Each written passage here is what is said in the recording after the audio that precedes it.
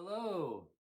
There appears to be two overarching steps to experiencing a life of ever-present happiness. And those two steps are, one, an understanding, and two, an engagement. Understanding non-duality starts with the simple term non-duality.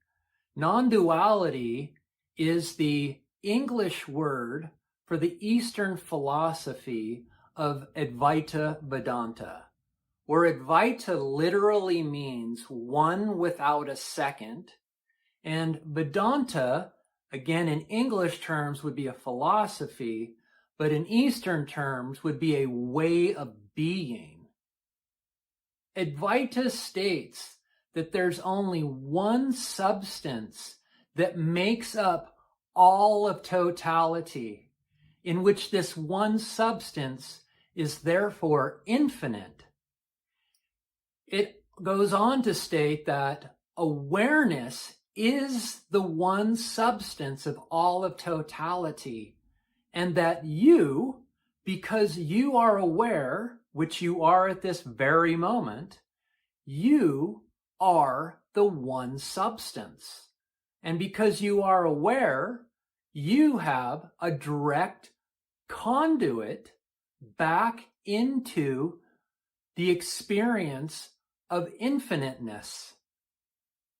This is what makes Advaita so intriguing, is that it states that it only uses your direct experience as proof. It doesn't allow any assumptions in, or any beliefs, or any man-made knowledge systems or concepts. It says we are only going to focus on what we absolutely know to be true, that we are aware, that this awareness exists, and this awareness is what comprises all of totality. So at first, when you hear this, you might say, okay, this is cool information, but so what? This awareness doesn't appear to really be anything. Yes, I'm aware, but so what? And this is where the second part comes in, the engagement.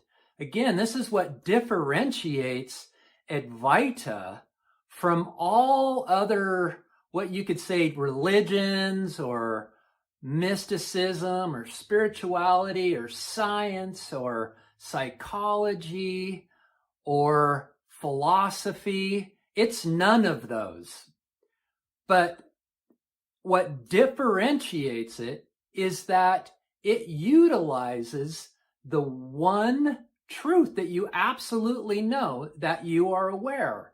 And so this engagement is turning your attention back onto your awareness. And this is where you can get tied up too, because people say, well, you know, others say there's only one path, choose my path, right? But this is saying, how many of there are you? How many yous are there? There's only one you. Therefore, there's only one path. And it makes it absolute. And it makes it that simple. Because there's only one you.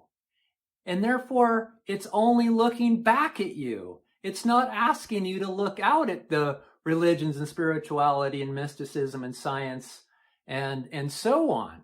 It's saying, just look to the one of you. And if you are willing to do that and have the courage to turn what we consider an outward movement back onto yourself, you will experience these beautiful qualities of yourself. I mean, this is where immense peace and unconditional love and ever-present happiness abide is in this infiniteness of yourself. So again, there's these apparent two steps or phases to experiencing the beautiful qualities of your infinite self. It's the understanding that it's just simple. There's only one substance in all of totality. And that one substance is awareness. And because you are aware, you therefore have to be that one substance. And when you turn within to analyze the one substance of yourself, you will realize the truth of this, that you experience this oneness of totality as yourself. And therefore, once you have this understanding, you peer back out into the world therefore has to also be this one substance, because there's only one substance. And so trees and cars and schools and friends and wives and kids have to be that one substance as well. And that's what's known as oneness.